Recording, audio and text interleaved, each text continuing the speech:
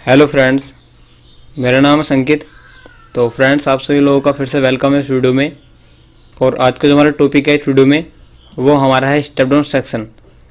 आपको पता होगा हमारे लैपटॉप मदरबोर्ड में 19 वोल्ट के बाद बनने वाली जो सेकंड सप्लाई होती है जिसको बोलते हैं हम स्टेप डाउन सेक्शन, मतलब 3 volt and 5 volt, 3 volt and 5 volt. तो आज की इस वीडियो में हम देखेंगे हमारे लैपटॉप मदरबोर्ड में 3 वोल्ट एंड 5 वोल्ट का फॉर्मेशन किस तरीके से होता है। ठीक है, ये जो हमारा 3 वोल्ट एंड 5 वोल्ट है किस तरीके से मदरबोर्ड में इसका फॉर्मेशन होता है वो हम इस वीडियो में समझने वाले हैं। ठीक है, तो अगर आपके लैपटॉप मदरबोर्ड में या तो 3 वोल्ट नहीं बनेगा या 5 वोल्ट नहीं बना तो उस कंडीशन में आपका लैपटॉप मदरबोर्ड डेड कंडीशन में रहेगा, क्योंकि 19 वोल्ट के बाद हमारी second supply 3 volt and 5 volt ही पूरे मदरबोर्ड को ऑन करती है, मतलब सभी सेक्शन में पावर को पहुँचाती है। जितनी वही आईसी होती हैं, जैसे आपके रैम आईसी है वो आपकी 5 वोल्ट से चलती है, आपकी कोर आईसी है वो 5 वोल्ट से चलती है ना। और आपके जितने भी सिग्नल हैं उनमें लगभग आपको 3.3 वोल्ट ही मिलता है। तो दोनों में से अगर कौन सी सप्लाई नहीं बनेगी तो मदरबोर्ड आपका डेड कंडीशन में रहेगा, है ना। इसलिए अगर आपके पास भी कोई लैपटॉप रिपेयर होने के लिए आया है, उसमें अगर आपका 3 वोल्ट एंड 5 वोल्ट नहीं बन रहा है तो उस कंडीशन में हमें उसको ट्रबल शूट करना पड़ेगा। ठीक है, तो ट्रबल शूट करने से पहले हमें उसका कॉन्सेप्ट समझना पड़ेगा कि इस सप्लाई का फॉर्मेशन किस तरीके से होता है ना। तो वही मैं आपको बताऊंगा इस वीडियो में किस तरीके से हमारे लैपटॉप मदरबोर्ड में 3 वोल्ट एंड 5 वोल्ट की सप्लाई बनती है। तो मेरे पास एक लैपटॉप का मदरबोर्ड है, उसमें हम समझेंगे स्टेप डाउन सेक्शन को किस तरीके से काम करता है ये। तो मेरे पास यहाँ पर एक लैपटॉप का मदरबोर्ड है, मतलब इसका स्कीमेटिक डायग्राम है। ये 3521 का एक मदरबोर्ड है। ठीक है, तो ये आपका स्कीमेटिक डायग्राम है, देख सकते हो आप यहाँ पर। ये जो आपका 3521 का मदरबोर्ड लगा हुआ है, मतलब मदरबोर्ड जो है वो 3521 के लैपटॉप में लगा हुआ है, जो कि आपका डेल कंपनी का लैपटॉप है। और जो स्कीमेटिक को बनाया है वो बनाया है कॉम्पेल कंपनी ने। जो कॉम्पेल कंपनी वो की एक डायग्राम डिजाइनर कंपनी है जो लैपटॉप मदरबोर्ड के स्कीमेटिक डायग्राम बनाती है ना। तो यहाँ पर अगर देखो सबसे पहला पेज क्या है, यहाँ तो कॉम्पेल कंपनी का नाम लिखा हुआ है, डेल कंपनी के लैपटॉप का नाम लिखा हुआ है सिर्फ। अगर हम इससे नीचे वाले पेज पर आए स्कीमेटिक में तो यहाँ पर हमारा है ब्लॉक डायग्राम। तो ब्लॉक डायग्राम पे वैसे दिखाया होता है कि किस पेज पे कौन सी पावर रेल है, कौन सा सर्किट बना हुआ है ना। तो अगर मैं आपको देखो स्टेप डाउन सेक्शन को, यहाँ तो सीपीयू के साथ कनेक्शन है, किस चीज़ का कंट्रोल है सीपीयू के साथ, ये यहाँ पर आपको पीसीएच है। और इससे नीचे अगर हम देखें यहाँ पर तो यहाँ पर कुछ लिखा हुआ पावर रेल, आरटीसी सीकेटी मतलब RTC circuit, power on off circuit और डीसी टू डीसी इंटरफेस। तो यहाँ पर तो मैं शायद स्टेप डाउन नहीं लग रहा, स्टेप डाउन हो शायद यहाँ पर। तो अगर आपको कॉम्पेल कंपनी में स्टेप डाउन सेक्शन पे पहुंचना है तो आप एक काम करो, स्कीमेटिक में नीचे की तरफ आ जाओ, क्योंकि कॉम्पेल कंपनी मदरबोर्ड में स्कीमेटिक में नीचे की तरफ ही स्टेप डाउन सेक्शन को बनाती है। तो अब हम वहीं पर चल रहे हैं। ठीक है, तो मैं देखता हूँ कहाँ पर इसमें स्टेप डाउन सेक्शन हमारा। यहाँ पर ये है हमारा DCI, यहाँ से 90 वोल्ट की एंट्री होती है। तो DCI के मतलब 90 वोल्ट सेक्शन के पास में मिलता है लगभग केस में स्टेप डाउन सेक्शन। ये हमारा चार्जिंग का सेक्शन है, हमारा चार्जिंग 90 वोल्ट का सेक्शन। और इससे नीचे हमारा यहाँ पर ये स्टेप डाउन का सेक्शन है, देख सकते हो आप यहाँ पर लिखा हुआ है 3.3 वोल्ट ऑलवेज पावर एंड इधर आपका 5 वोल्ट ऑलवेज पावर, जो कि कोयल सप्लाई बनेगी, ये उसका नाम है। तो इधर तो आपका एक कोयल है, इस कोयल पे आपको बनेगा 3 वोल्ट ऑलवेज पावर की सप्लाई। मैं इसको थोड़ा जूम करके दिखाता हूँ आपको। इस कोयल पर क्या बनेगा आपका, इस कोयल पे 3 वोल्ट ऑलवेज पावर की सप्लाई। और इसके दूसरी तरफ इधर बनेगा आपका 5 वोल्ट ऑलवेज पावर की सप्लाई, है ना। तो जो आपका स्टेप डाउन सेक्शन होता है स्विचिंग सर्किट होता है, तो सभी को पता होगा। और स्विचिंग सर्किट में क्या होता है, एक आपकी स्टेप डाउन की आईसी और एक आपको स्विचिंग के लिए मैन मोफेट, सपोर्टिंग मोफेट और एक आपका आउटपुट में कोयल और एक कैपेसिटर। तो इतने कंपोनेंट तो इधर काम करेंगे इधर 3.3 वोल्ट को बनाने के लिए। और इसकी दूसरी तरफ ये आपका आईसी, आपका मैन मोफेट, आपका सपोर्टिंग मोफेट, आपका आउटपुट कोयल एंड कैपेसिटर, ये इतना कंपोनेंट करेंगे इधर 5 वोल्ट को बनाने के लिए, 5 वोल्ट ऑलवेज पावर को बनाने के लिए। लेकिन इन सभी को बनाने के लिए सबसे इंपॉर्टेंट रोल किसका है, इस स्टेप डाउन आईसी का। ये हमारी स्टेप डाउन की आईसी इस सारे सर्किट को कंट्रोल करेगी, इसलिए हमें इस स्टेप डाउन आईसी के सीक्वेंस को देखना पड़ेगा। तो मैं एक बार यहाँ पर दिखाता हूँ कि इसमें स्टेप डाउन आईसी कौन सी यूज की गई है 3 वोल्ट एंड 5 वोल्ट को बनाने के लिए। तो यहाँ पर देख सकते हो आप, ये आपकी स्टेप डाउन आईसी है कितने पिन की टोटल ये, तो यहाँ से है टोटल 24 पिन की, है ना। और इसके यहाँ पर नीचे नंबर लिखा हुआ है RT-05LZQW, मतलब ये आपकी रिस्टेक कंपनी की आईसी है, जिसको हम बोलते हैं dual regulator step down IC. Dual regulator क्यों बोलते हैं, क्योंकि हमारे रेगुलेट करके 2 वोल्टेज बनाती है, एक तो होता 3 वोल्ट और एक होता हमारा 5 वोल्ट, है ना। और इसके यहाँ पर देखो लिखा हुआ है WQFN, इसका साइज है शायद आईसी का, और इसके लास्ट में लिखा हुआ है PWM, और 24 भी मतलब 24 की पिन की आईसी है ये। और इसके बाद में क्या लिखा हुआ है PWM, पल्स विद मॉड्यूलेशन।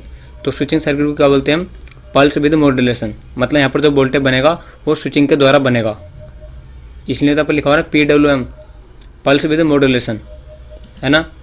तो इसमें सबसे इंपॉर्टेंट रोल हमारे आईसी का है, हमें इस आईसी के सीक्वेंस को समझना पड़ेगा कि आईसी किस तरीके से सारे सर्किट को कंट्रोल कर रही है ना। तो देखो अगर मैं यहाँ पर आईसी के सीक्वेंस की बात करूँ कि आईसी का सीक्वेंस क्या होगा उसमें, तो अब हम वही देखेंगे किस सीक्वेंस से हमारा आईसी काम करेगा, मतलब इसकी रिक्वायरमेंट को हमें देखना पड़ेगा, ठीक है।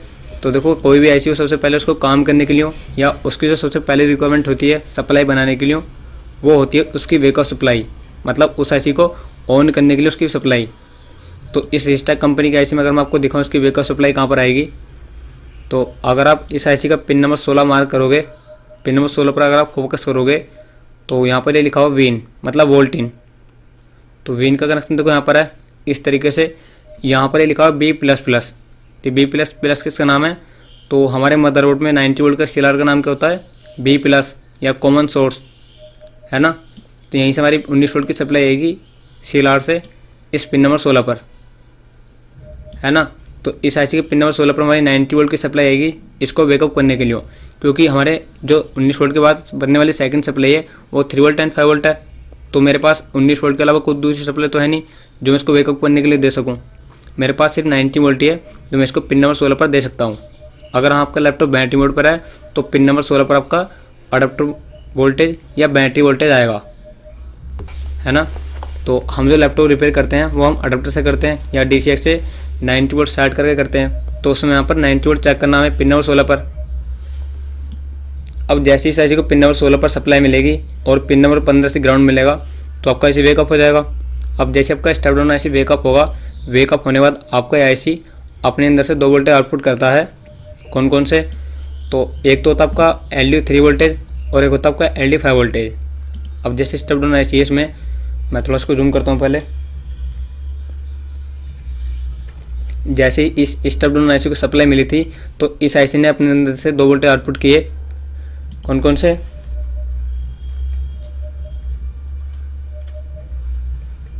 तो एक तो आपका है पिन नंबर 8 पर जिसका आपका नाम है वीरेज 3, आईसी के अंदर नाम है इसका वीरेज 3 और आईसी के आउटपुट में इसका नाम है 3VLP 3 वोल्ट LDO पावर, है ना। तो ये होता है आपका 3.3 वोल्ट LDO, 3.3 वोल्ट LDO जो इस आईसी के पिन नंबर 8 से आउटपुट होगा। और दूसरा वोल्टेज आउटपुट निकालेगा ऐसे अपने अंदर से पिन नंबर 5 पे जिसका आपका नाम है वीरेज 5 और इसका पर आउटपुट का नाम क्या है VL, है ना। देखो 3.3 वोल्ट LDO के साथ आपको एक फिल्टर कैपेसिटर मिलेगा कनेक्टेड और 5 वोल्ट के LDO के साथ भी आपको यहाँ पर इस सप्लाई को फिल्टर करने के लिए ये एक फिल्टर कैपेसिटर है। तो 5VL का नाम क्या है, सॉरी इसका VL का नाम क्या है 5 वोल्ट LDO, 5 वोल्ट LDO और 3.3 वोल्ट का क्या नाम है यहाँ पर वीरेज 3 का नाम है 3 वोल्ट LDO, 3 वोल्ट LDO। तो जैसे स्टेप डाउन आईसी को 19 वोल्ट मिला तो स्टेप डाउन आईसी ने अपने अंदर से 2 वोल्टेज आउटपुट करे, एक होगा आपका 3 वोल्ट LDO और एक होगा आपका 5 वोल्ट LDO, ठीक है। अब जैसे आपके 2 वोल्टेज आउटपुट होंगे, आउटपुट होने के बाद इस आईसी में एक और वोल्टेज आउटपुट होगा, क्या है इसमें, वो आपका पिन नंबर 3, इसका आपका नाम है रेफरेंस। तो अगर मैं आपको पिन नंबर 3 का ट्रैक दिखाऊं, ये आपका ट्रैक इस तरीके से गया ऊपर की तरफ, यहाँ पर ट्रैक गया और यहाँ पर इसका नाम क्या बना 2 वोल्ट रेफरेंस, ठीक है। तो जैसे आपके स्टेप डाउन आईसी में 2 वोल्टेज निकले तो यहाँ पर तीसरा वोल्ट आपके स्टेप डाउन आईसी अपने अंदर से आउट करती है जिसका आपका नाम है रेफरेंस। ये रेफरेंस कब जनरेट होगा, जब आपकी स्टेप डाउन आईसी में से 3 वोल्ट LDO निकल जाएगा एंड 5 वोल्ट LDO निकल जाएगा। उसके बाद आपका स्टेप डाउन आईसी रेफरेंस पर 2 वोल्टेज अपने इंटरनल सर्किट से निकालती है। यहाँ पर इसका नाम क्या है 2 वोल्ट रेफरेंस, मतलब रेफरेंस में मुझे 2 वोल्ट मिलेगा, जो आपको चेक करना है। ठीक है, तो अभी तक आईसी में क्या हरकत होती, इसमें सबसे पहले क्या आएगा हमारा 19 वोल्ट, है ना। तो 19 वोल्ट आया जैसे आईसी में, तो फिर आईसी ने एक तो वीरेज 5 जनरेट किया जिसका अपन नाम है LD5, और एक इस आईसी ने वीरेज 3 निकाला जिसका अपन नाम है पिन नंबर 8 पे 3VLP, मतलब 3 वोल्ट LD पावर। तो जैसे 2 वोल्टेज निकले, आईसी ने इन दोनों के कन्फर्मेशन के बाद अपने अंदर से एक और आउटपुट निकाला, वो है आपका रेफरेंस, है ना। तो रेफरेंस के बाद इसमें हमारा अगला सीक्वेंस क्या आएगा, तो जैसे आपका रेफरेंस आउट होगा, अब इस आईसी में कुछ और सेटिंग्स आती हैं। कौन सी, तो इसमें कोई सेटिंग आएगी आपकी, इसका आपका नाम है टोन सेल। रेफरेंस के बाद क्या आउट होता है हमारा, मतलब रेफरेंस के बाद हमारा अगला सीक्वेंस जो आएगा चेक करने का, वो आपका आएगा टोन सेल। तो अगर आप इस आईसी के पिन नंबर 4 देखोगे, यहाँ पर लिखा हुआ टाइम ऑन सेलेक्टर। ये टाइम ऑन सेलेक्टर कब बनेगा, ये क्या है, पहले ये आपकी आईसी की सेटिंग है टाइम ऑन सेलेक्टर। ये क्या डिसाइड करता है कि यहाँ पर आपकी जो स्विचिंग होगी ना मैन मॉस्फेट और सपोर्टिंग मॉस्फेट की, वो कितनी फ्रीक्वेंसी के साथ होगी, ये कौन डिसाइड करता है, हमारा टोनसिल, टाइम ऑन सेलेक्टर। ये टोनसिल ही इस आईसी को बताता है कि जहाँ पर पल्सेज बनेंगी या स्विचिंग होगी, वो किस हिसाब से in man MOSFET and supporting MOSFET को ऑन ऑफ करना है, ताकि आपका इधर 5 वोल्ट बने प्योर और इधर आपका 3.3 वोल्ट बने। तो डिसाइड कौन कराता है, ये आपका टोनसिल वाला पिन, टाइम ऑन सेलेक्टर। ठीक है, तो टोनसिल के साथ देखो क्या, वैसे टोनसिल वैसे तो एक सेटिंग है, और सेटिंग का कोई सीक्वेंस नहीं होता, मतलब उस पर कोई कंपोनेंट भी मिल सकता है या फिर कोई वोल्टेज सोर्स भी मिल सकता है। तो अगर यहाँ पर आप देखोगे टोनसिल पे, तो टोनसिल के साथ क्या कनेक्टेड है, पिन नंबर 4 पे। तो पिन नंबर 4 पर टोनसिल पे ये आपका इस तरीके से ये आपका रेफरेंस के साथ कनेक्टेड है ना। तो जो वोल्टेज आपका रेफरेंस में बनेगा, वही वोल्टेज मुझे टोनसिल पे मिलना चाहिए पिन नंबर 4 पे। कुछ कंडीशन में, मतलब कुछ ऐसे में क्या होता है कि टोनसिल पे आपको 5 वोल्ट LD मिलता है, कुछ में 3.3 वोल्ट LD मिलता है, लेकिन इस पर्टिकुलर सर्किट में टोनसिल के साथ 2 वोल्ट का रेफरेंस कनेक्टेड है। ये वोल्टेज मिलना कंपलसरी है, तो ही मेरा टोनसिल वाला पिन काम करेगा। ठीक है, तो टोनसिल वाली एक सेटिंग अपने समझ लीजिए।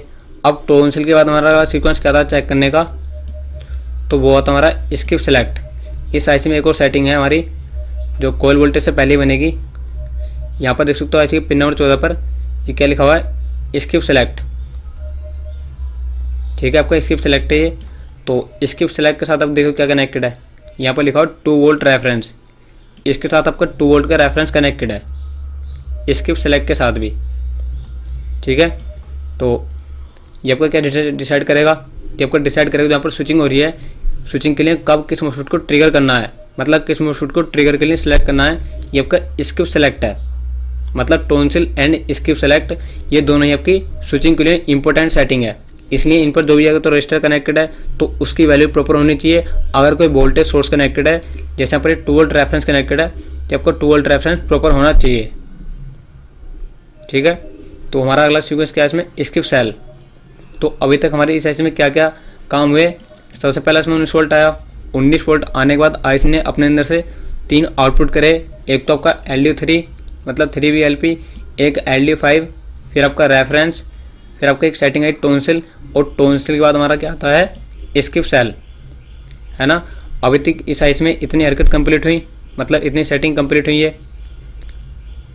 तो अब इसके बाद हमारा क्या सीक्वेंस आता है इसमें, तो अब हमारा सीक्वेंस आता है ऑलवेज सप्लाई का। देखो स्टेप डाउन आईसी के 2 टारगेट होते हैं, पहला होता है अपने अंदर से LD वोल्टेज जनरेट करना, LDO वोल्टेज जनरेट करना। तो इसने LDO वोल्टेज तो जनरेट कर दिया है 3.3 वोल्ट LDO जो कि पिन नंबर 8 से जनरेट हुआ है, एंड 5 वोल्ट LDO जो कि पिन नंबर 17 से जनरेट हुआ है। अब हमारी बारी आती है कोयल वोल्टेज बनाने की। कोयल वोल्टेज जो हमारे मदरबोर्ड की मेन सप्लाई है, कोयल वोल्टेज कौन सा, तो इधर जो आपका इस कोयल पर बनेगा 3.3 वोल्ट, ये बनेगा हमारा, मतलब इसको बनाने की बारी है। और इधर आपका ये इस कोयल पर आपका 5 वोल्ट, इसको बनाने की बारी है। अब तो वोल्टेज बनेगा कैसे, तो उसके लिए पहले हमें इस आईसी को ऑलवेज सप्लाई का इनेबल देना पड़ेगा, या ये कह लो कोयल सप्लाई का इनेबल देना पड़ेगा इस आईसी को। उसके बाद हमारा इस आईसी को कोयल सप्लाई का इनेबल मिलेगा, तो हमारा आईसी मैन सपोर्टिंग मॉस्फेट को स्विचिंग कराएगा, तो ही हमारा इस कोयल पर वोल्टेज बनेगा इधर, और इसकी दूसरी तरफ इस कोयल पर वोल्टेज बनेगा। तो वोल्टेज बनेगा कब, तो मैंने बता दिया पहले इस आईसी को ऑलवेज सप्लाई का मैं इनेबल देना पड़ेगा। तो अब हम देखते हैं इनेबल कहाँ से आएगा इस आईसी में ऑलवेज सप्लाई के लिए, क्योंकि बिना इनेबल के तो हमारा आईसी काम करेगा नहीं, है ना। तो अब हम देखते हैं इनेबल कहाँ से आएगा। तो पहले हम देखते हैं इसमें इनेबल की पिन कहाँ पर है जो ऑलवेज सप्लाई देगी इस आईसी को।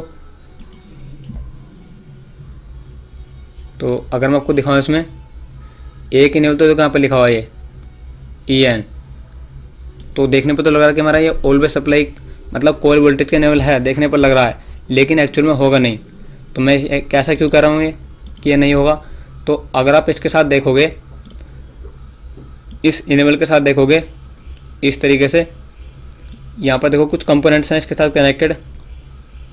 एक तो आपका है PR200 और यहाँ पर देखो आप लिखा PR211 है ना, ये दो कंपोनेंट्स हैं इसके साथ। लेकिन इन कंपोनेंट्स के साथ क्या लिखा हुआ है एट द रेट, यहाँ पर भी एट द रेट, यहाँ पर भी एट द रेट और यहाँ पर भी एट द रेट। मतलब इनमें से यहाँ पर कोई सा भी कंपोनेंट कनेक्टेड नहीं है। क्यों नहीं है? क्योंकि इन सभी कंपोनेंट पर एट द रेट है और कॉम्पाइल कंपनी जिस भी कंपोनेंट पर एट द रेट लगाती है वो मदरबोर्ड में आपको नहीं मिलेगा, मतलब मदरबोर्ड में नहीं लगा हुआ। तो ये इनमें से तो कोई सा कंपोनेंट फिर है नहीं, मतलब इस पिन नंबर 13 का कनेक्शन बाहर से तो हुआ ही नहीं, है ना। तो इसमें ऐसा भी नहीं कि कोयल का जो इनेबल है वो इंटरनली बन जाएगा। कोयल का कभी भी इनेबल इंटरनली नहीं आता। अगर आप कोयल सप्लाई को बनाना चाहते हो तो उसका इनेबल बाहर से आएगा। अब अगर मैं इसमें बाहर से दिख रहा हूँ तो ऐसा तो कनेक्शन है नहीं, तो फिर इसमें इनेबल कहाँ से आएगा? क्योंकि इसका पिन नंबर 13 का तो इसमें यूज है नहीं ना इनेबल के लिए। तो फिर कौन सी पिन का इसमें यूज है इनेबल सप्लाई बनाने के लिए? मतलब कोयल वोल्टेज का इनेबल का जो कोयल वोल्टेज का इनेबल आएगा फिर उसका कौन सी पिन का यूज है? जिस पिन पे कोयल सप्लाई का इनेबल आएगा वो उसमें कौन सी पिन है? तो अगर आप इसमें थोड़ा और देखोगे, ये तो चलो हमारा नहीं हुआ पिन नंबर 13 है ना, तो फिर इसमें कौन सा पिन होगा हमारा? और तो इधर अगर मैं आपको दिखाऊं सिंपल सा इसमें, तो इस आईसी में हमारी यहाँ पर दो पिन यूज होंगी कोयल सप्लाई के इनेबल के लिए। कौन कौन सी? तो एक तो आपका यूज होगा पिन नंबर 6, एक सेकंड, पिन नंबर 6 जिसका अपन नाम क्या है एंट्रिप 2, और एक पिन यूज होगा आपका एंट्री 1। इस पर्टिकुलर आईसी में ये कह लो इस पर्टिकुलर स्टेप डाउन सेक्शन में जो आपका एंट्री 1 है एंड एंट्री 2 है, इसी को ही कोयल सप्लाई का इनेबल के रूप में यूज किया जाएगा। मतलब ये दोनों पिन ही हमारी कोयल सप्लाई का इनेबल बनेंगी, कोयल सप्लाई का इनेबल बनेंगी, ठीक है। तो इसका अगर आप नाम इसको तोड़कर पढ़ोगे क्या लिखा है यहाँ पर EN ट्रिप, इनेबल ट्रिप, तो इन दोनों पिन पर ही हमारा कोयल सप्लाई का इनेबल आएगा। अब देखो अगर वैसे आप यूजुअली अगर स्टेप डाउन सेक्शन में देखोगे तो एंट्री 2 और एंट्री 1 करंट सेटिंग होती है, लेकिन इसमें इन दोनों पिनों को हमारे ऑलवेज सप्लाई के लिए यूज किया गया है, मतलब ऑलवेज सप्लाई के इनेबल के लिए यूज किया गया है। तो अब हमारा क्या चेक करना हमें यहाँ पर? तो देखो हमारा एंट्री 2 है एंड एंट्री 1 है, इस पर हमारा रजिस्टर की वैल्यू के अकॉर्डिंग वोल्टेज बनता है, और जो भी इस दोनों पिन पे रजिस्टर की वैल्यू के अकॉर्डिंग वोल्टेज बनेगा वही हमारा कोयल सप्लाई का इनेबल बन जाएगा। कैसे बनेगा?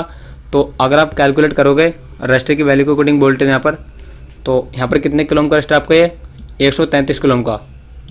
तो मैंने पिछली वीडियो में बताया है कि अगर आपको एंट्री पर वोल्टेज कैलकुलेट करना रजिस्टर की वैल्यू के अकॉर्डिंग, तो आप जितनी भी वहाँ पर वैल्यू का रजिस्टर है ना उसको आप 100 से डिवाइड कर दो, क्योंकि एंट्री 2 है एंट्री 1 हो उस पर आपको किलो ओम का ही रजिस्टर मिलेगा, ठीक है। तो वो किलो ओम से तो उसको आप 100 से डिवाइड कर दो जितनी वैल्यू का भी वो रजिस्टर है। अब जैसे पर 133 किलो ओम का रजिस्टर है तो इसको आप 100 से डिवाइड कर दो, तो कितना बनेगा समथिंग यहाँ पर 1.33 वोल्ट, ठीक है। तो यहाँ पर आपको समथिंग 1.33 वोल्ट बनेगा, जो इधर इस 3.3 वोल्ट ऑलवेज सप्लाई का इनेबल दे देगा इस साइड, है ना। और इस साइड आपका एंट्री 1 है, तो इस एंट्री 1 पर कितना वोल्टेज बनेगा समथिंग यहाँ पर 130 किलो ओम का रजिस्टर है, तो इसको अगर मैं डिवाइड करूँ 100 से तो यहाँ पर समथिंग कितना वोल्टेज बनेगा 1.3 वोल्ट। तो इधर तो आपको 1.3 वोल्ट बनेगा, ये आपका इधर 5 वोल्ट ऑलवेज सप्लाई के लिए इनेबल दे देगा, है ना। लेकिन एक चीज़ यहाँ पर और समझो, वोल्टेज इधर तो बनेगा नहीं, है ना, क्योंकि इधर तो ऑलरेडी ग्राउंड है ये, और ना ही वोल्टेज इधर बनेगा, इधर भी आपको ऑलरेडी ग्राउंड है। तो वोल्टेज बनेगा किस तरफ? आपका इस तरफ, है ना। तो वोल्टेज तो चलो आपको बन जाएगा इस तरफ, लेकिन इसके लिए यहाँ पर परमिशन चाहिए, इसके लिए यहाँ पर आपका इनेबल आएगा। तो अब मैंने कहा कि यहाँ पर चलो वोल्टेज आपका ये देगा एंट्री 1 एंट्री 2 ये इनेबल देगा, लेकिन इनेबल सिर्फ यहीं से नहीं आएगा, इसके लिए थोड़ा सर्किट अलग से भी कनेक्टेड है। तो कहाँ से कनेक्टेड है? तो देखो इसका जो मेन इनेबल आएगा वैसे वो आपका आएगा ऊपर की तरफ से, ऊपर देखो कनेक्टेड है ना ये। अगर आपका यहाँ पर एंट्री 2 इधर हाई रहेगा, मतलब हाई लॉजिक रहेगा, इधर पे भी एंड इधर पे भी हाई लॉजिक रहेगा, तो ये आपका एंट्री 1 एंट्री 2 पे वोल्टेज बन पाएगा? तो अब हमें देखना पड़ेगा यहाँ पर हाई लो जो देगा कौन, क्योंकि जब मैक्सिमम केस में प्रॉब्लम आती है ना तो उस कंडीशन में आपका इधर ग्राउंड मिलता है, मतलब यहाँ पर दोनों पिन लो मिलती हैं। तो अगर इधर पे भी लो हो गया और इधर पे भी लो हो गया तो तुम्हारा यहाँ पर वोल्टेज बनेगा नहीं, ना तो एंट्री 2 पे वोल्टेज बनेगा और ना ही एंट्री 1 पे वोल्टेज बनेगा।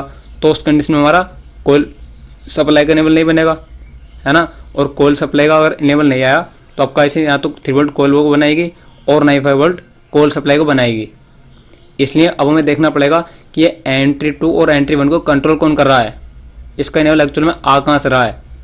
तो अगर मैं आपको दिखाऊँ एंट्री 2 एंट्री 1 को कि यहाँ पर हाई लॉजिक रहेगा कौन, इस एंट्री 2 पे और एंट्री 1 पे हाई लॉजिक रखेगा कौन, तो उसमें पेस्ट करता हूँ एंड बैक ट्रेस करता हूँ उसको मैं। तो यहाँ पर देखो आपका ये एंट्री 2 और एंट्री 1 यहाँ से कनेक्टेड है। तो यहाँ से आपका देखो ये अगर मोस्फेट ऑन हो जाए तो ग्राउंड को ऊपर शिफ्ट कर देगा, और अगर ये भी मोस्फेट ऑन हो जाए तो ग्राउंड को ऊपर शिफ्ट कर देगा। और अगर यहाँ पर ग्राउंड पहुँच गया एंट्री 2 पे और एंट्री 1 पे दोनों पे ग्राउंड पहुँच गया तो क्या मेरा यहाँ पर ग्राउंड नहीं जाएगा। अगर मेरा यहाँ पर ग्राउंड आ गया तो मेरा ग्राउंड यहाँ पर भी तो आ सकता है ना, यहाँ पर। और अगर यहाँ पर ग्राउंड आ गया तो फिर आपका जो रजिस्टर की वैल्यू के अकॉर्डिंग वोल्टेज बन रहा था यहाँ पर वो नहीं बनेगा। इसलिए हमें क्या करना पड़ेगा, इन मोस्फेट को ऑफ करना पड़ेगा। मोस्फेट के ऑफ करने से क्या होगा, आपका ग्राउंड ऊपर शिफ्ट नहीं होगा तो आपका पाथ ऑटोमेटिक हाई रहेगा। ये वाला पाथ आपका ऑटोमेटिक हाई रहेगा, है ना। मतलब एंट्री 2 एंट्री 1 क्या रहेगा, हाई। कब, जब मैं इन दोनों मोस्फेट को ऑफ कर दूँ। अदरवाइज मैंने इन दोनों मोस्फेट को ऑन कर दिया तो ग्राउंड को ऊपर शिफ्ट कर देंगे और आपके एंट्री 1 और एंट्री 2 को लो कर देंगे। तो उस कंडीशन में आपका कोयल सप्लाई का इनेबल नहीं बनेगा। इसलिए अब हमें क्या करना है, इन दोनों मोस्फेट को ऑफ रखना पड़ेगा। अब मोस्फेट ऑफ कैसे रहेंगे, जब हम इनके गेट पर 0 वोल्ट रखेंगे तब, क्योंकि एन चैनल है ना, तो एन चैनल को ऑफ रखने के लिए इसके गेट पर हमें 0 वोल्ट देना पड़ेगा। 0 वोल्ट, क्योंकि 0 वोल्ट से आपके दोनों मोस्फेट ऑफ रहेंगे तो आपको ऑटोमेटिक एंट्री 1 हाई रहेगा और एंट्री 2 भी हाई रहेगा। और जब दोनों हाई रहेंगे तो आपका वोल्टेज बन जाएगा ना इधर ऑटोमेटिक, यहाँ पर आपको ऑटोमेटिक वोल्टेज बन जाएगा ना रजिस्टर वैल्यू के अकॉर्डिंग। तो अब हमें यही चीज़ समझनी है कि ये दोनों ऑफ रहेंगे कैसे, क्योंकि एन चैनल है और एन चैनल को ऑफ करने के लिए हमें 0 वोल्ट देना पड़ेगा। और आपको यही पता चल गया कि अगर हमने ऑन कर दिया तो दोनों मोस्फेट इस एंट्री 1 और एंट्री 2 को लो कर देंगे, तो फिर उस कंडीशन में प्रॉब्लम क्रिएट होगा। इसलिए इसको ऑफ करना ही पड़ेगा। तो ऑफ होगा कैसे, तो आप इसको नीचे देखो, ऑफ करने के लिए कितना वोल्टेज चाहिए, 0 वोल्ट। मैंने आपको यही बता दिया कि इसको 0 वोल्ट चाहिए। तो अब 0 वोल्ट आएगा कहाँ से। अच्छा, यहाँ पर देखो आप ये लिखा हो PQ206B एंड PQ206A, ये आपके 3 लाख के एक ही मोस्फेट में कंबाइन हुआ पूरा कंप्लीट मोस्फेट है, सिर्फ 6 लाख का। तो इसमें आपका 3 लाख का एक मोस्फेट होगा और 3 लाख का दूसरा मोस्फेट होगा। तो देखो पिन नंबर 2 और 5 दोनों का गेट एक साथ कनेक्टेड है। तो अगर मैंने एक के गेट पर 0 वोल्ट दे दिया तो ऑटोमेटिक दूसरे वाले के गेट पर भी 0 वोल्ट चला जाएगा, है ना। तो इसका कनेक्शन अगर हम देखें नीचे की तरफ इस तरीके से, यहाँ पर ये कनेक्टेड है ना। तो यहाँ पर देखो एक नाम मिला मैं इधर, ये कनेक्शन इधर, इसका इधर भी है ना यहाँ पर। और यहाँ पर क्या है आपका 100 किलो का रजिस्टर, और इस 100 किलो का रजिस्टर का देखो कनेक्शन आपका इधर से भी है। यहाँ पर क्या लिखा हो, VL। अभी VL क्या है, तो आपने इसका शायद नाम सुना होगा, मैं दिखाता हूँ आपको VL क्या है। तो देखो VRS5 का नाम क्या है यहाँ पर, VL। तो अगर आपका गलती से भी VRS5 यहाँ पर आ गया, और आएगा भी क्योंकि यहाँ पर कनेक्शन है ना, यहाँ पर आपके इस VRS5 का कनेक्शन जो कि LD5 है, इसका कनेक्शन यहाँ पर है ना, तो ये तो आएगा ही जब बन जाएगा। तो अगर आपका यहाँ पर 5 वोल्ट LDO आ गया स्टेप डाउन ऐसे से, VRS5 आपका यहाँ पर आ गया VL के नाम से, और आएगा भी क्योंकि यहाँ पर VL का कनेक्शन है ना इसके साथ। तो आपका 5 वोल्ट LDO इस 100 किलो को पास करके इधर जा सकता है ना। और अगर वोल्टेज इधर चला गया तो आपका वोल्टेज 5 वोल्ट इस तरीके से ऊपर चला जाएगा। और अगर एन चैनल मोस्फेट के गेट पर 5 वोल्ट चला गया तो ये भी ऑन हो जाएगा और ये भी ऑन हो जाएगा। और अगर दोनों मोस्फेट ऑन हो गए तो फिर हमारा ग्राउंड ऊपर शिफ्ट, और जैसे ही ग्राउंड ऊपर शिफ्ट होगा तुरंत आपका एंट्री 1 लो और एंट्री 2 भी लो। और अगर दोनों लो हो गए तो पूरा हमारा बोर्ड शट डाउन, क्योंकि एंट्री 2 और एंट्री 1 के लो होने से क्या होगा, आपका कोयल सप्लाई का इनेबल नहीं बनेगा। और कोयल सप्लाई का इनेबल नहीं बनेगा तो ना तो आपको 3 वोल्ट कोयल वोल्टेज बनेगा और ना ही आपका 5 वोल्ट कोयल वोल्टेज बनेगा, है ना। तो इसलिए हमें क्या करना पड़ेगा, इस 5 वोल्ट LD को इधर आने से रोकना पड़ेगा। तो कैसे रुकेगा, तो अगर मैं इस पाथ को लो कर दूं, मतलब इस पाथ में 0 वोल्ट कर दूं या ग्राउंड कर दूं, तो मेरा आपका 100 किलो रजिस्टर इस लो पाथ को सेंस कर लेगा, मतलब इधर जो ग्राउंड होगा उसको सेंस कर लेगा। तो फिर आपका ये इस 5 वोल्ट को इधर आने से रोक देगा, है ना। क्योंकि 100 कूलम क्या है, ये पुल अप है ना। तो अगर हम पुल अप की एक साइड लो वोल्टेज कर दें, यहाँ पर ग्राउंड कर दें, लो पाथ कर दें, तो फिर आपका एलडी वोल्टेज इधर नहीं आ पाएगा। तो आपका ऑटोमेटिक 0 वोल्ट रहेगा। तो 0 वोल्ट सबका ये ऑफ हो जाएगा और फिर सबका एंट्री 1 एंट्री 2 हाई रहेगा।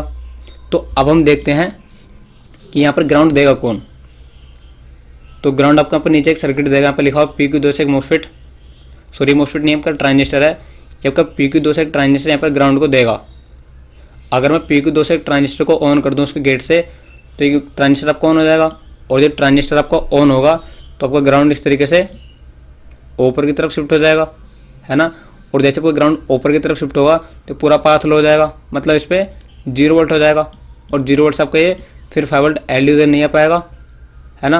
और पहले वाले मोसफेट के गेट पर 0 वोल्ट रहेगा और दूसरे वाले मोसफेट के गेट पर भी 0 वोल्ट रहेगा। तो 0 वोल्ट से आपके दोनों मोसफेट ऑफ और आपका एंट्री 1 एंट्री 2 हाई रहेगा।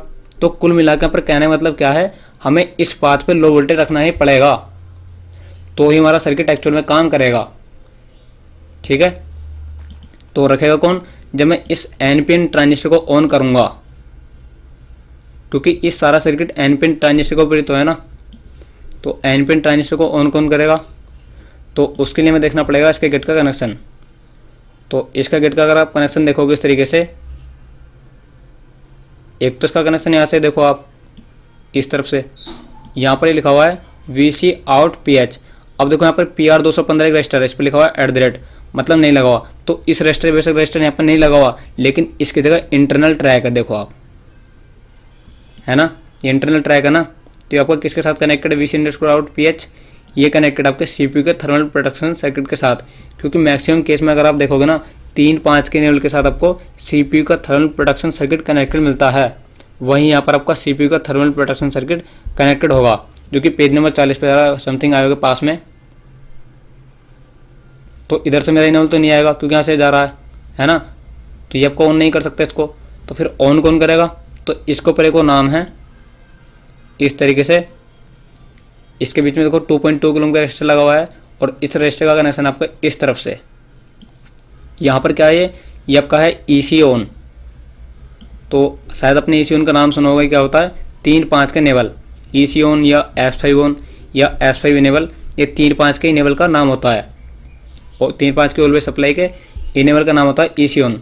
अब देखो यहाँ पर EC ऑन दिखा रहा है कि यहाँ से आउट हो रहा है, लेकिन ये सिंबल गलत है। कॉम्पाइल कंपनी ने इस सिंबल को गलत बनाया है, क्योंकि EC ऑन यहाँ से आउट नहीं होगा, उल्टा यहाँ पर आएगा।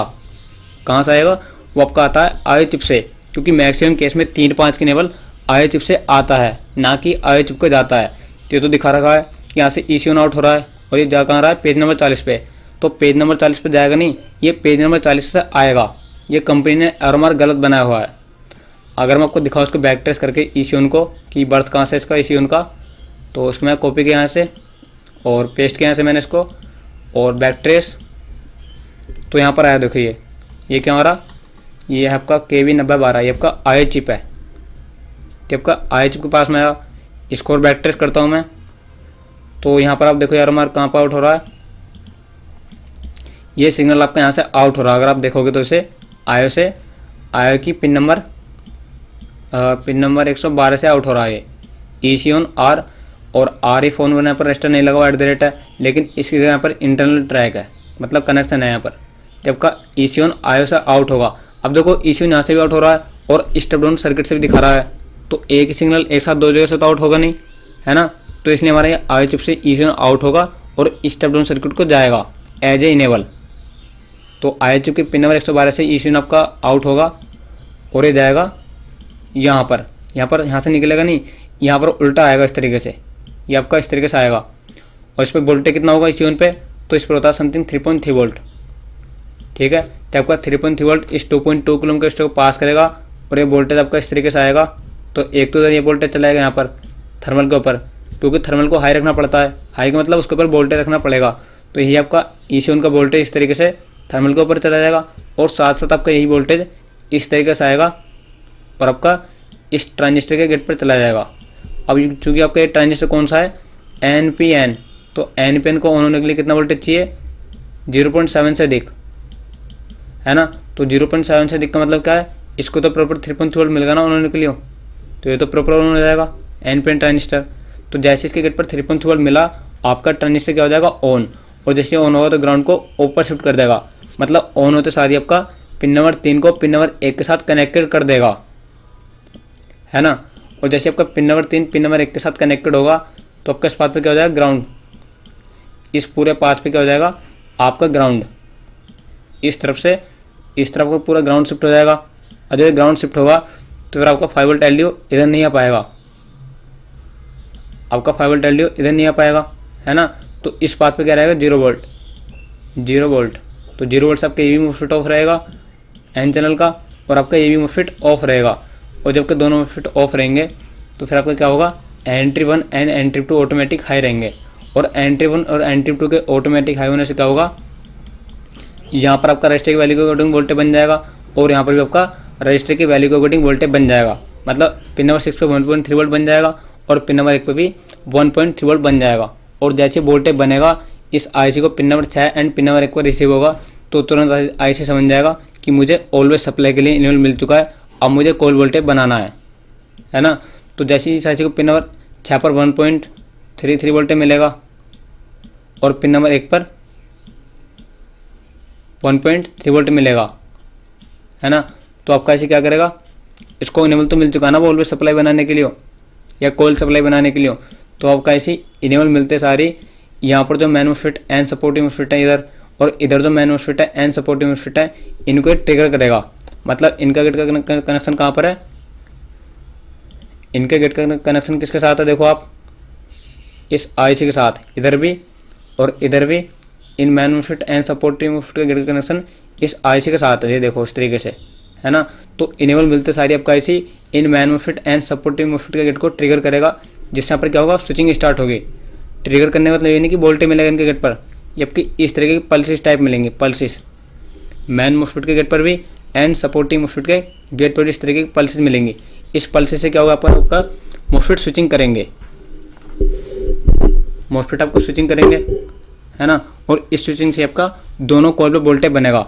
इधर भी आपकी मैन सपोर्टिव मोस्फेट के गेट पर पल्सेस जनरेट होंगी और इधर भी मैन सपोर्टिव मोस्फेट के गेट पर पल्सेस जनरेट होंगी इस तरीके की, अगर आप इसको डीएसओ से चेक करोगे तो, ठीक है। तो जैसे ही मैन सपोर्टिव मोस्फेट के गेट पर पल्सेस जनरेट हुई तो आपके मोस्फेट स्विचिंग करेंगे, है ना। और स्विचिंग से क्या होगा, यहाँ पर आपका हाई पल्सेस जनरेट होगा इस तरीके से, हाई पल्सेस। और देखो स्विचिंग के इसमें 4 पिन होती हैं, boat, upper gate, phase, lower gate, आपकी 4 पिन होती हैं जो इस पाथ पे हाई फ्रीक्वेंसी को जनरेट करता है। बूस्ट वाला फ्रीक्वेंसी क्या करता है, इस फ्रीक्वेंसी को बूस्ट करता है। मतलब जिधर बूस्ट क्यों करता है, ताकि आपका इधर 3.3 वोल्ट प्रॉपर बन सके। अगर आपको देखो बूस्ट वाली पिन वैसे तो फ्रीक्वेंसी के लिए सेटिंग है, लेकिन अगर मैंने यहाँ पर कैपेसिटर को हटा दिया या इस 2.2 ओम के रेजिस्टर को हटा दिया ना, तो फिर आपका 3.3 वोल्ट नहीं बनने वाला। क्यों, क्योंकि फ्रीक्वेंसी की एक सेटिंग है, इसको बूस्ट करती है ना। बाकी आपका लोअर गेट सॉरी अपर गेट मतलब कि मैन मोस्फेट का गेट है, लोअर गेट आपके सपोर्टिंग मोस्फेट का गेट है, फिर जहाँ से आपका फ्रीक्वेंसी आउट होगा, और आपका बूट जो इस फ्रीक्वेंसी को बूस्ट करेगा इधर पे। तो 4 पिन आपको स्विचिंग सर्किट में मिलेंगी, हर स्विचिंग सर्किट में कोई 4 पिन मिलेंगी। तो इस स्विचिंग से क्या होगा, आपका इस पाथ पे हाई फ्रीक्वेंसी जनरेट होगा। अब जो यहाँ पर हाई फ्रीक्वेंसी बना है, डीएसओ चेक करोगे तो आपको इस तरह की फ्रीक्वेंसी टाइप मिलेगी यहाँ पर। अब जब आपका हाई फ्रीक्वेंसी इस कोयल की इनपुट साइड में जाएगा तो कोयल क्या करेगा, इस हाई फ्रीक्वेंसी को ब्लॉक करके और इस फ्रीक्वेंसी के अंदर जो 3.3 वोल्ट है वो इसको इधर फिल्टर कर देगा। अब आपको कैसे पता है इधर 3.3 वोल्ट बनेगा, तो मैंने बताया था ना, यहाँ पर कुछ आईसी की सेटिंग होती हैं जो इसको बताती हैं कि इन मोस्फेट को कितनी फ्रीक्वेंसी के साथ ऑन ऑफ करना है, जो यहाँ पर इतनी फ्रीक्वेंसी बने जबकि इधर 3.3 वोल्ट बन जाए। मतलब इस हिसाब से यहाँ पर फ्रीक्वेंसी जनरेट होगी, जो फ्रीक्वेंसी यहाँ पर ब्लॉक हो गए या फिल्टर होकर आपका इधर 3.3 वोल्ट निकल जाएगा।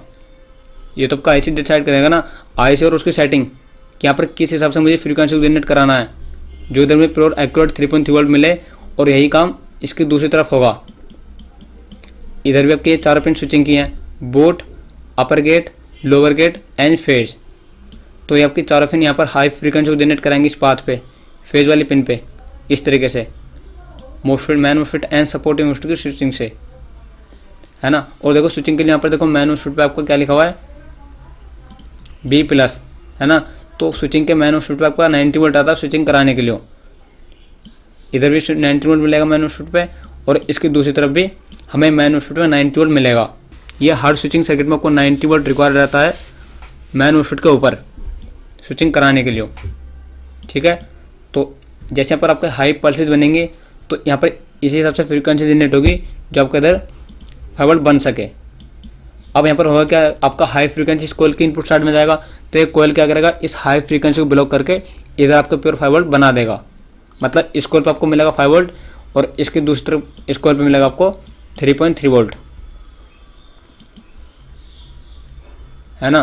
तो अभी जब ये दोनों वोल्टेज बन जाएंगे दोनों कोयल पे, उसके बाद क्या होगा, तो उसके बाद आपका इसमें एक लास्ट सीक्वेंस आता है जिसका आपका नाम है फीडबैक। जब आपकी दोनों कोयल पे वोल्टेज बन जाएगा प्रॉपर, इसको मैं 270 जूम करता हूँ। जब आपकी दोनों कोयल पे वोल्टेज बन जाएगा 3.3 वोल्ट एंड 5 वोल्ट, जब आपकी दोनों कोयल पे वोल्टेज बन जाएगा इधर भी, इस कोयल पे आपका 3.3 वोल्ट बन जाएगा इधर और इस कोयल पे आपका 5 वोल्ट बन जाएगा। तो अब इस आईसी को इन दोनों वोल्टेज का फीडबैक चाहिए होता है, फीडबैक।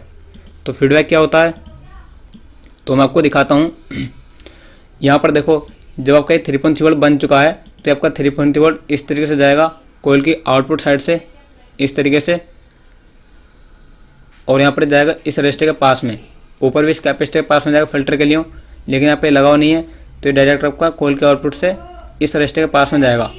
यहाँ पर आपका एक R1 रजिस्टर है, ठीक है, आपका R1 रजिस्टर है जो कि 13.7 किलो ओम का है और इसी के साथ एक दूसरा रजिस्टर कनेक्टेड है इस तरफ से।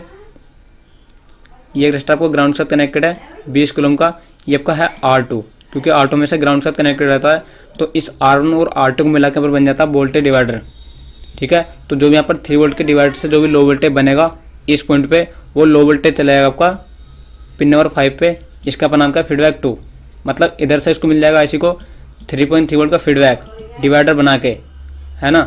और यही सेम सीक्वेंस इधर होगा, इधर आपका 5 वोल्ट इस तरीके से आएगा, यहाँ पर आपका एक R1 रजिस्टर है और इसके साथ एक दूसरा रजिस्टर कनेक्टेड है R2, और R2 आपका ग्राउंड के साथ कनेक्टेड है ना। तो इधर आपका 5 वोल्ट के डिवाइडर के द्वारा जो भी लो वोल्टेज बनेगा वो चलेगा आईसी के पिन नंबर 2 पर, तो इसको फीडबैक 1 का इन्फॉर्मेशन दे देगा।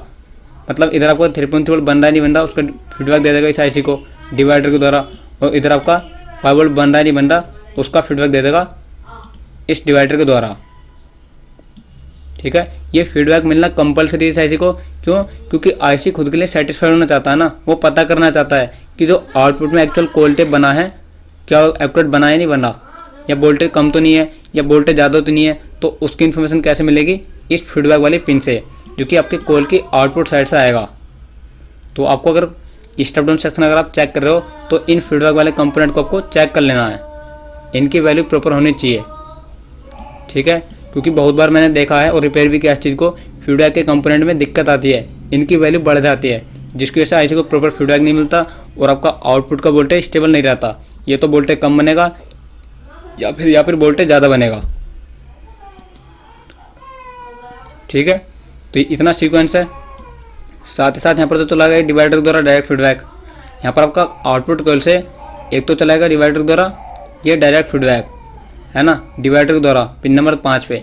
अब यहीं से आपका ये 3.3 वोल्ट इस तरीके से नीचे की तरफ आएगा ट्रैक के द्वारा और ये वोल्टेज चला जाएगा पिन नंबर 7 पे।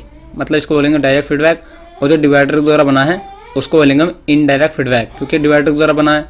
लेकिन आपका डायरेक्ट फीडबैक देखो ये है, इस तरीके से आपको पूरा 3.3 वोल्ट आउटपुट कोयल से पिन नंबर 7 पर चला जाएगा। इसका नाम क्या है, वोल्ट आउट 2। ये डायरेक्ट वोल्ट आउट 2 की सेंसिंग इधर से, और इधर से आपका ये 5 वोल्ट जब आएगा आउटपुट कोयल से तब का यहाँ पर ये 5 वोल्ट की सेंसिंग है पिन नंबर 24 पर।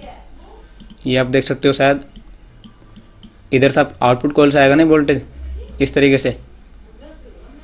तो यहाँ पर तो डिवाइडर बन के इनडायरेक्ट फीडबैक चला जाएगा आईसी पिन नंबर 1-2 पर, है ना। और यही वोल्टेज आपका इस तरीके से 3.3 वोल्ट इस तरीके से ये चलाएगा पिन नंबर 24 पे। इस सेक्शन यहाँ पर नाम क्या है, वोल्ट आउट 1। तो आपका वोल्ट आउट 1 इधर 5 वोल्ट के लिए फीडबैक दे देगा, मतलब डायरेक्ट फीडबैक दे देगा इस आईसी को कि यहाँ पर वोल्टेज आपका एक्यूरेट बन चुका है, ठीक है। अब जैसे इस आईसी में आपको कोयल वोल्टेज फिक्स होगा, मतलब दोनों कोयल पे 3.3 वोल्ट एंड 5 वोल्ट बनेगा और आपका फीडबैक कंप्लीट होगा और ये सारी सेटिंग्स कंप्लीट होंगी।